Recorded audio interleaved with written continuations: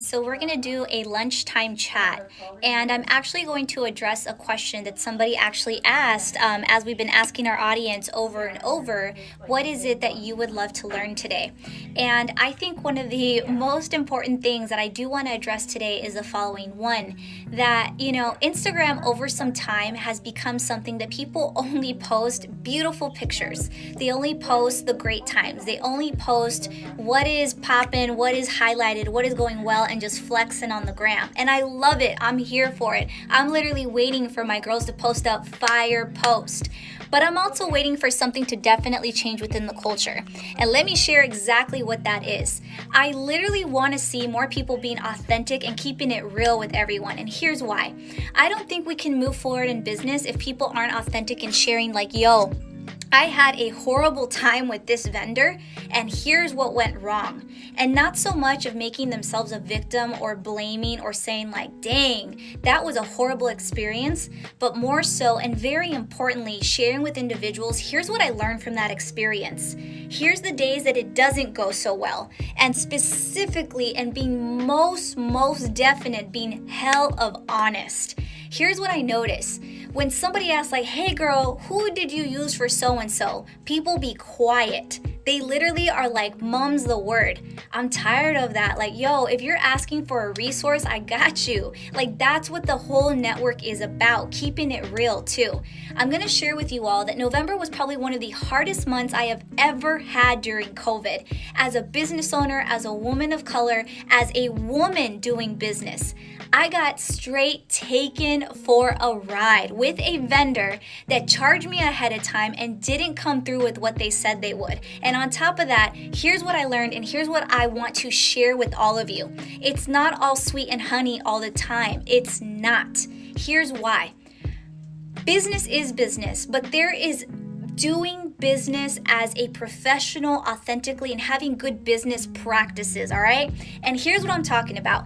If you're gonna go ahead and provide a service and tell people how wonderful it is and whatnot, be about your word. Literally, one of my favorite books is, The Four Agreements by Don Miguel Ruiz. I literally read that book so many times a year, plus The Mastery of Love. It's at the top of my list. Here's why. Because it literally is like a Bible of like how you should be as a person, as a business owner, but fully well-rounded. If you're gonna go ahead and do business with someone, may you please first and foremost know that that person, when you do such a great job, that they're gonna recommend you to their network. They're gonna go and tell their homegirl. They're gonna go and tell everybody and their mom. That's what we do. If we know that there's a great spot to go and eat, we're gonna tell everybody like, yo, have you tried this place? This is amazing. This is the type of stuff that literally we need to start talking about more and advocating and be like, hey, you know what?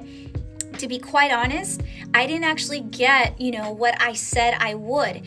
And there's another component to this. If you're on the other side of this and you're a consumer and you're thinking to yourself, well, maybe I didn't get everything I needed.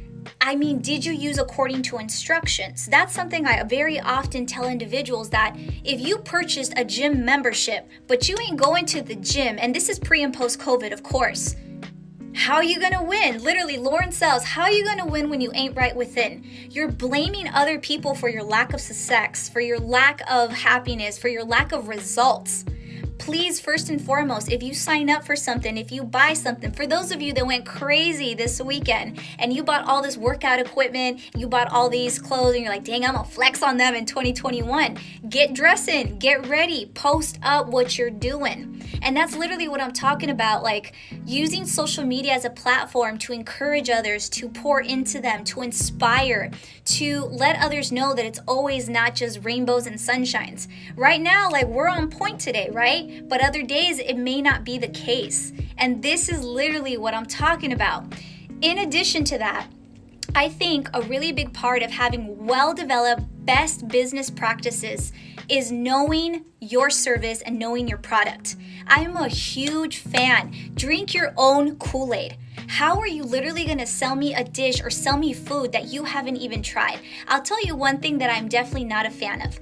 Every time that I go to a restaurant and I ask the waitress or the waiter or, the server, and I say, well, you know what? I'm a vegetarian/vegan. Like, what do you recommend here? What do you think? And they look at me and they say, oh, well, I'm not sure. I haven't tried anything. What are you doing? Like, what are you doing working here if you haven't tried anything? You should not be working here. You should not be my server. I literally want somebody who's gonna be like, girl, I have tried every single dish. I don't have enough lunch hours to try everything. I want somebody to know their product so well back and forth that they say, look, here's how I recommend you use it, eat it, or experience this. And that's what I mean by, I'm a big firm believer, once again, I drink my own Kool-Aid. How can I be a mental health and wellness professional? How can I be a therapist? How can I be a coach if I myself am not a consumer of all of these services? I go to therapy regularly. I've been going since 2012, established 8 years. Why? How can I hold space? How can I be truly present for another individual if I'm not cleaning and getting this house right inside and out, internally, spiritually, cognitively, mentally? It don't make no sense. That's like me offering a shower to somebody when I myself haven't taken a shower. So many people in the industry are doing this. Please do your research and ask them. If you were going to therapy, if you're going to a coach, you straight up want to ask them, do you get coaching? Do you go to therapy? Do you go to a yoga class? Like, how do you clean the inside so you can hold space for me? And if the answer is, oh, well, I'm over that, I'm advanced, I get over that. All right, cool. Do they go maybe routinely? Do they go maybe once a month? Do they have it within their wellness package? And if they don't, that ain't the one for you. Literally, move on and move quickly. That is something that I think is best practice as a business. How are you gonna sell me a jacuzzi? How are you gonna sell me a vacation package to Jamaica when you ain't even gone to Kingston yourself or Ocho Rios? That makes no sense. And I don't want this to just literally be around. I want this to be like a wake-up call. To literally know that if somebody is influencing you on social media or telling you this and that, or oh dang, this hotel be bomb, whatnot, have they gone themselves? Is it an honest review? Are the people that are speaking well about this individual actually somebody that you can relate to? Are they just somebody that's an influencer that has tons of followers but no game to back it up, right? This is something to really consider, and I love everybody that's joining in with questions as well. So here's another thing to really consider for best business practices, right? Actually ask yourself, how much networking are you doing? And here's why. I literally just did a live on all different platforms, right? We're on LinkedIn, we're on YouTube, we're on Facebook, like we're everywhere, right? We're making this happen. When you network, you literally are showing people who you are authentically. So whether you're coming into a live and asking me, Z, how do I grow a practice? Or Z, like, girl, where you get your lipstick? I will answer your question. Why? Because it is a part of me. There is a Native American saying that says, the individual, the human being, is like a 4-room house. And in each room, there is a different version of you. There is the spiritual you, there is the friend you, there's the partner you, there's the business you, there's all kinds of different versions of yourself. And if for some odd reason, for some time, those walls come down, would those versions match each other? And if they were to match each other, at what percentage? How much would they actually say like, hey, that's the same person? May I be authentic with you and say that this is something I've been honestly working towards as a goal. May I be the same person in the same rooms, regardless, even if the walls are up or they're down. You know, a long time ago, and when I say a long time ago, maybe like a year ago or 2 years ago, I used to be a lot afraid to tell people, you know, that I had parents or that I have 2 sisters or that, you know, I have a little dog or whatever it may be. Why? Because I was taught, you know, as a psychotherapist that we should be a raza blanca, we should be a blank slate, that we shouldn't share with clients too much of ourselves. And, you know, I have to honestly say that, of course, with ethical and really well-developed boundaries, you have to really ask yourself, if I can't fully be myself with somebody, I have no business trying to ask them to be themselves in the room, be vulnerable with me, and tell them their deepest wounds that they have. The moment I decided to do that and actually just show up as my full self, fire. I literally had so many transformations happen in the session. I had so many coaching individuals say, dang, you had no shame and you showed up exactly as who you are. That's it. I literally learned the secret, and the secret is to unapologetically show up as yourself. But from the very beginning, share what your boundaries are and let people know, yes, I'm sharing myself with the world on social media, but guess what? Here's what I will and will not share. For me, a couple of my boundaries include, I'll have a guest appearance by my parents, but I'm definitely not going to be like, yo, this is their address, this is their license plates. Those are things that are private. Those are things that are for safety for my family. I also, for the most part, won't share like my personal romantic life because that's a separate part, right? That's something that I personally currently am choosing not to bring into the social media world. But if you ask me about my personal triumphs of my failures, I am more than happy to share with you. Why? Because it's a reality. If you're trying to grow a business, it's not always going to be rainbows and butterflies. It's not. Anybody who tells you that is a liar. Anybody who's super amazing now and never says that they had a bad day ain't telling you the truth.